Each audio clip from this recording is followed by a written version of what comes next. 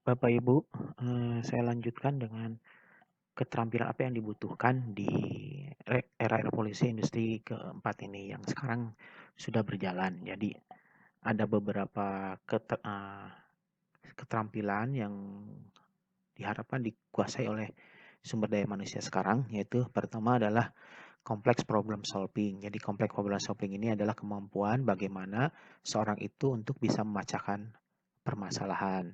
Jadi bagaimana dia mengidentifikasi masalah, bagaimana dia mencari informasi untuk mencari solusinya, kemudian membuat alternatif solusinya, kemudian memilih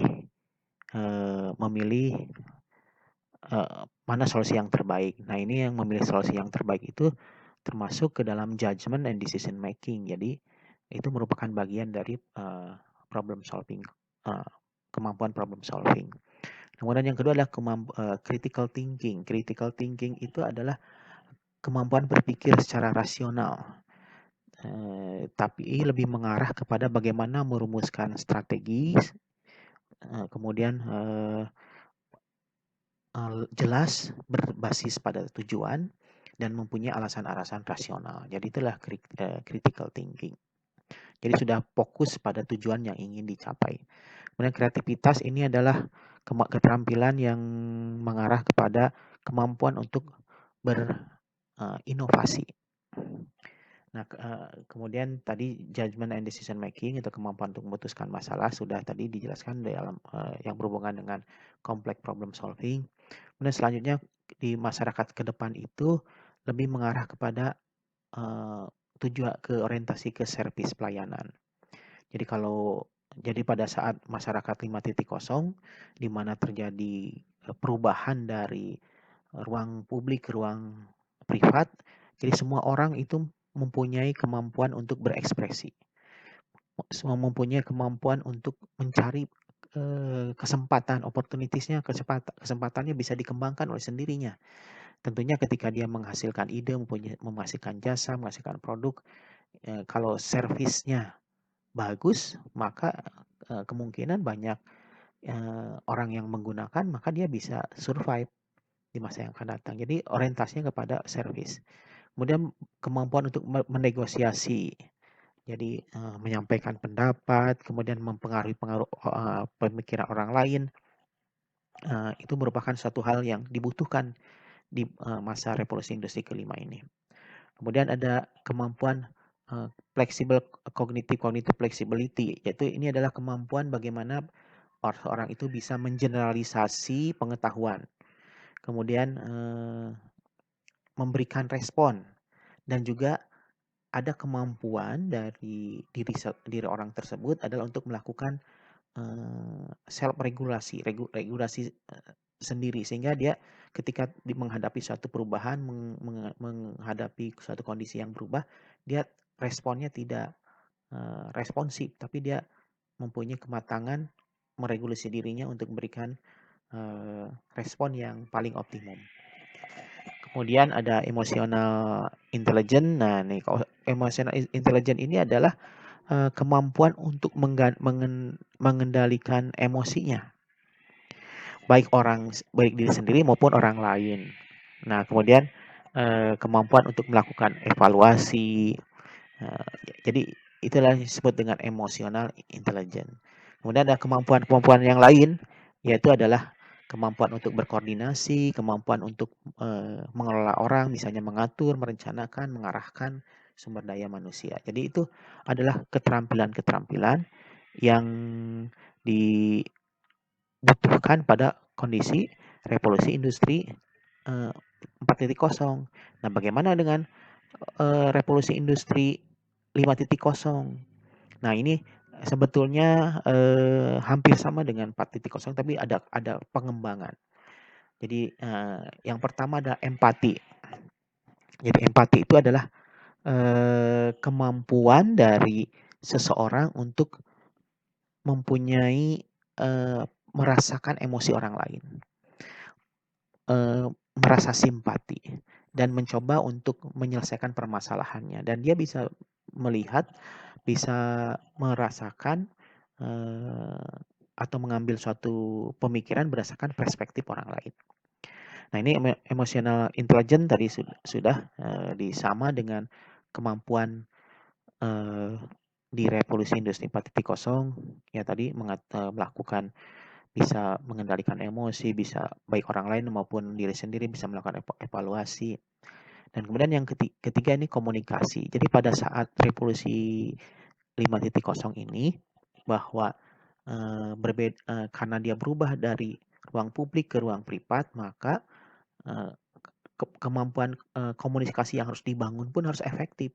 Kalau dia sifatnya bertatap muka, maka ini akan mudah karena tidak ada keterbatasan ruang dan waktu. Tapi kalau misalnya kita berbicaranya dalam forum yang online, yang menggunakan internet, maka kita harus menggunakan pola komunikasi yang efektif. Kemudian ini critical thinking ini sama seperti di yang diperlukan di revolusi 4.0 yang sifatnya mempunyai pemikiran yang sudah mengarah kepada tujuan khusus atau bisa merancang strategi. Nah, ini ada imajinasi dan visi. Apa itu imajinasi? Ya, imajinasi itu lebih mengarah kepada daya cipta sebetulnya. Bisa membayangkan apa yang akan terjadi, bisa berpikir, menelaah, memahami, itu kemampuan dari imajinasi. Sementara visi itu sendiri adalah sesuatu yang dicita-citakan. Jadi berdasarkan imajinasi itu, kemampuan imajinasi, maka dia mempunyai satu tujuan yang diharapkan berdasarkan hasil dari kemampuan imajinasinya. Nah, ini imajinasi dan visi ini adalah untuk meningkatkan, bisa mendorong pada kreativitas. Kemudian yang ketujuh ini adalah mental skill. Mental skill itu adalah lebih mengarah kepada kemampuan resiliensi daripada orang tersebut.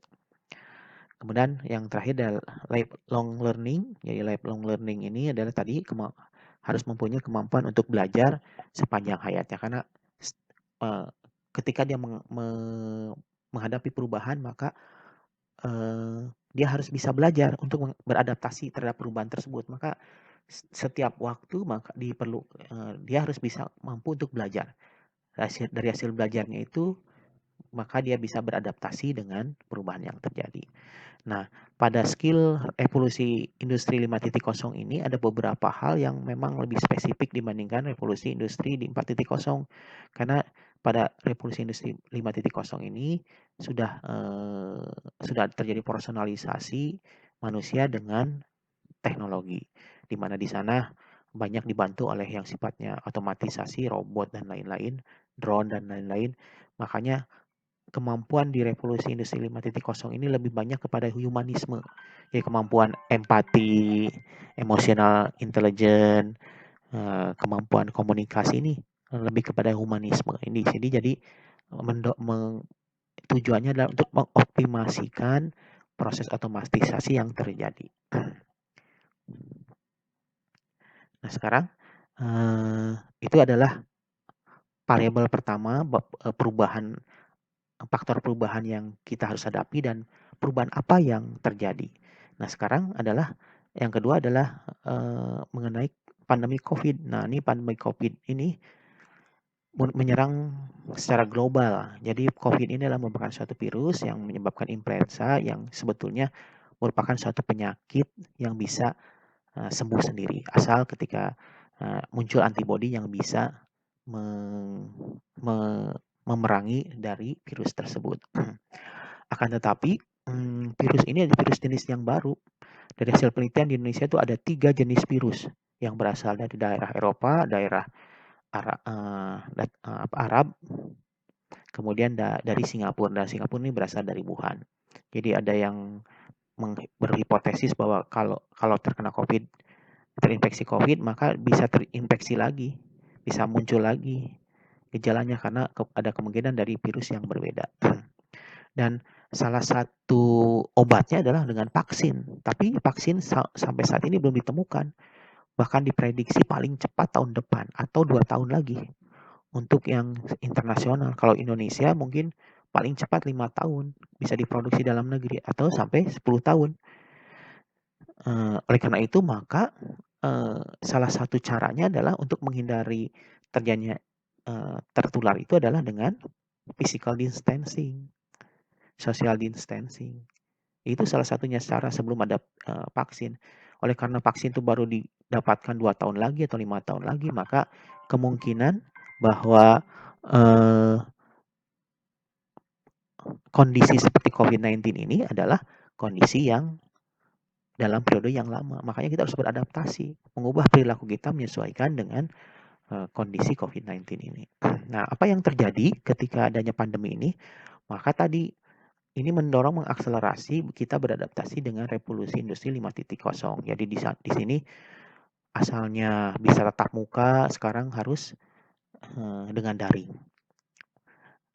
Ini sebetulnya mengarah kepada, revolusi industri 5.0 diakselerasi dengan Covid ini. Ketika bertatap muka, maka ini merupakan ruang publik karena dalam satu kelas itu banyak anaknya. Tapi ketika harus daring, maka setiap anak itu mempunyai space sendiri-sendiri secara privat. Makanya berubah konsepnya dari ruang publik ke ruang, privat. Nah, apa yang terjadi ketika Covid ini, eee, ada di lingkungan kita, maka kita harus beradaptasi dengan, Covid tersebut. Kita harus mengubah, perilaku kita supaya bisa beradaptasi, bisa survive, tidak tertular oleh COVID-19 itu. Makanya kita mengenal dengan adanya new normal. New normal itu apa? Nah, mungkin, saya ingin menjelaskan sedikit. New normal itu, merupakan suatu keadaan baru. Jadi kalau saya ingin memberikan contoh mungkin yang sederhana saja. Jadi ketika, misalnya ada orang yang asalnya sehat, dia pergi ke kafe, minum kopi, minum coklat, minum milkshake, makan makanan bebas karena dia masih sehat. Tapi tiba-tiba dia divonis diabetes, maka apa yang terjadi? Tubuhnya itu dia tidak bisa menghasilkan,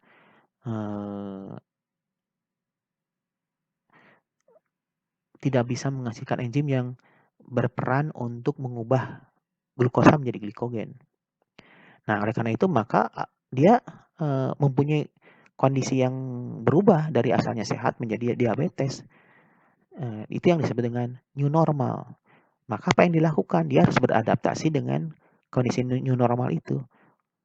Maka dia harus mengurangi mengkonsumsi, karbon, karbohidrat, mengurangi mengkonsumsi gula-gula. Nah, itu merupakan salah satu adaptasi terhadap new normal yang baru. Begitu juga sama dengan COVID.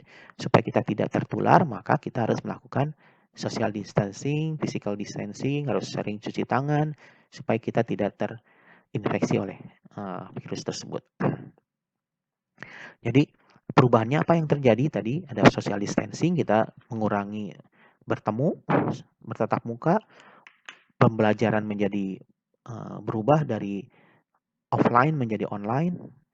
Kemudian periode di sekolah, karena kita melakukan social distancing, maka ada kemungkinan kalau seandainya diberlakukan, maka sekolah itu akan menggunakan sistem shift. Kenapa menggunakan sistem shift? Karena ketika menggunakan sistem shift, maka jumlah siswa yang masuk ke sekolah tersebut akan lebih sedikit.